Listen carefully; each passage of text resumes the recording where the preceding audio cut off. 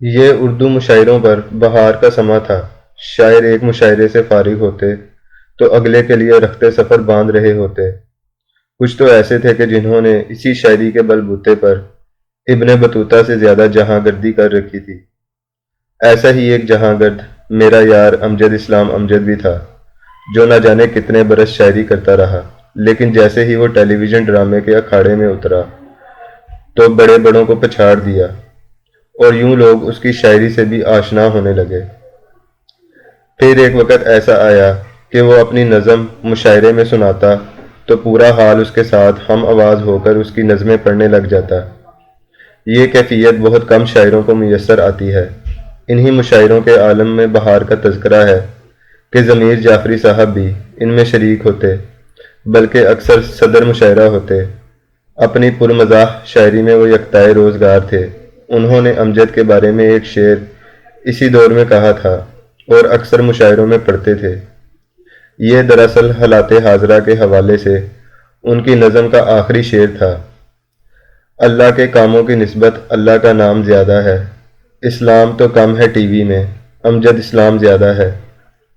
امجد ہم سے چند برس سینئر تھے، مگر عمر کا یہ تفاوت کبھی بھی 50 سالہ دوستی اور تعلق میں محسوس تک نہ ہو سکا۔ میں انہیں امجد صاحب کہتا اور وہ مجھے اوریا کہہ کر پکارتے۔ پتہ نہیں کیوں مجھے آج ان کے جانے کے بعد انہیں امجد کہہ کر مخاطب کرنے کو جی چاہ رہا ہے، اس لیے کہ ہماری دوستی کی بے تکلفی کا تقاضا یہی تھا۔ ہم چھوٹے شہر کے رہنے والوں کے لیے کسی بڑے ادیب یا شاعر کی آمد ایک واقعہ ہوا کرتی ہے۔ ایسا ہی ایک واقعہ 1972 میں گجرات میں پیش آیا، جب عطاء الحق قاسمی کے فن پر کنگ لائبریری میں ایک تقریب منعقد ہوئی، جس کی صدارت احمد ندیم قاسمی صاحب نے کی۔ امجد اسلام امجد، گلزار وفا چودھری اور خالد احمد ہمراہ تھے۔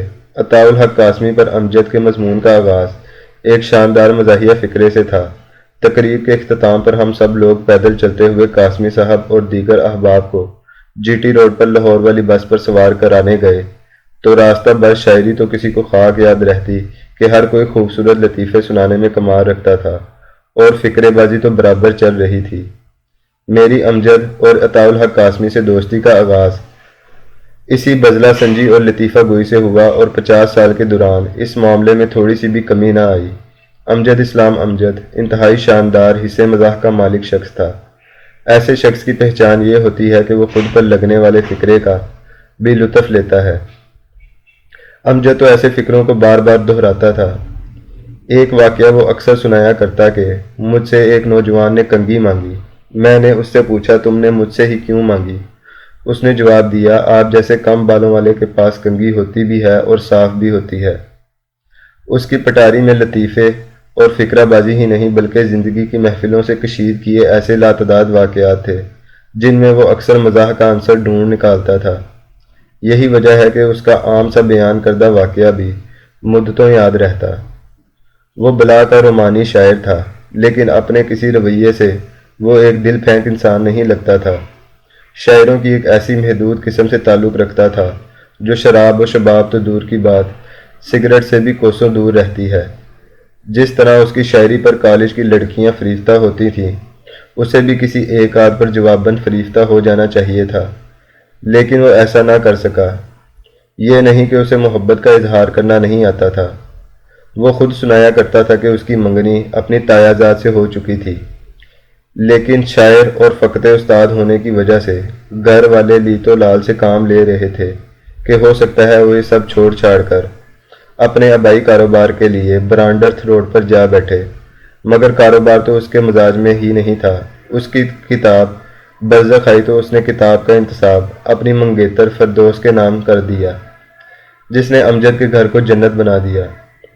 اس طرح کے اظہار سے اس کے خاندان والے اب تک ناآشنا تھے، اس لیے فوراً شادی کر دی گئی۔ امجد اسلام امجد مجھے ڈرامہ لکھنے پر مجبور کرنے والوں میں سے تھا۔ میری شاعری کی کتاب قامت کی تقریب رونمائی میں اس نے مضمون پڑھتے ہوئے کہا کہ یہ ایک ڈرامائی شاعری ہے، اس میں ایک سکرین پلے اور ڈائیلاگ ہے، اس لیے ڈرامہ لکھنا چاہیے۔ پھر کیا تھا، ٹیلی ویژن والے مجھ پر پل پڑے اور میں ڈرامہ لکھنے لگ گیا۔ میرے لیے یہ بھی کم اعزاز کا باعث نہیں ہے کہ جب مجھے 2007 کے پاکستان ٹیلی ویژن کے بہترین ڈرامہ نگار کا ایوارڈ ملا تو میں بوجہ کراچی کی تقریب میں موجود نہ تھا، اور کمپیئر نے امجد کو میرا دوست جانتے ہوئے اسے میرا ایوارڈ وصول کرنے کے لیے بلایا۔ امجد کی شاعری میری تنہائیوں کی ساتھی رہی ہے، اور اس کی لطیفہ بازی میری محفلوں کی رفیق، لیکن ایک نظم میں اس سے ہمیشہ سنانے کی فرمائش کرتا تھا۔ اس کا ابتدائی حصہ پڑھیے اور جانیے کہ اس میں جو اداسی ہے وہی میری اور امجد دونوں کی اندرونی اداسی کا اظہار ہے۔ تو چل اے موسم گریا، پھر اب کی بار بھی ہم ہی تیری انگلی پکڑتے ہیں، تجھے گھر لے کے چلتے ہیں۔ بہت کم لوگ جانتے ہیں کہ امجد اسلام امجد جیسا ہنسمکھ اور مرنجا مرنج انسان اکثر چند دوستوں کے درمیان بہت دکھی ہو جاتا تھا۔ اس کے دکھ ہرگز ذاتی نہیں ہوتے تھے، آفاقی تھے۔ دنیا سے جانے سے کچھ عرصہ پہلے کراچی سے قاسم جلالی تشریف لائے تو سجاد احمد نے دعوت کی۔ اس محفل کے دوران اسے اس وطن کی فکر کھائے جا رہی تھی جس سے اس نے 75 سال محبت کی تھی۔ اس کے ڈرامے میں پاکستان کا عام انسان جھلکتا تھا۔ وہ قصوروار تھا کہ اس نے اس وطن کی مٹی سے محبت کی۔ اس نے ڈرامے کی مصنوعی زندگی کو وارث کے گاؤں میں لا کھڑا کیا۔ وہ کالم لکھنے لگا تو اس میں بھی وطن کے حالات نے ایک غمگین امجد اسلام امجد کو نمایاں کر دیا۔ اس کے کالموں کی کتاب آئی تو اس نے اس کا انتباس میرے نام کیا۔ میں کتاب لینے خود حاضر ہوا تو اظہار تشکر سے آنسو آ گئے۔ گلے لگا کر کہنے لگا، میں کتاب میں جھوٹ بول سکتا ہوں، انتصاب میں نہیں۔ گجرات کی کنگز لائبریری کی تقریب سے پاک ٹی ہاؤس کی میزوں پر گرما گرم گفتگو سے فلیمنگ روڈ، گڑی شاہو اور پھر ڈیفنس کے گھر تک اس کے ساتھ ایک لمبی رفاقت ہے۔ ہر دروازے پر اس کے کشادہ بازو اور مسکراتے لفظ میرا استقبال کرتے تھے۔ میرے لیے دو کام بہت مشکل ہیں، ایک کسی پیارے کا موت کے بعد چہرہ دیکھنا، اور دوسرا جہاں اور جس جگہ اس کی یادیں وابستہ ہوں وہاں جانا۔ چہرہ دیکھنے سے تو میں گریز کر لیتا ہوں، لیکن وہاں جہاں امجد کے ساتھ عمر گزری ہے وہ کیسے جا سکوں گا؟ لگتا ہے اس کے گھر گیا تو ایسا ہوگا کہ کسی یادوں کی طویل غار میں داخل ہو جاؤں گا جہاں سے واپسی کا رستہ معلوم نہیں۔ آخر میں امجد کی ہنسی کے نام پر اس پر لکھے ہوئے ضمیر جعفری کے اس شعر پر ختم کرتا ہوں۔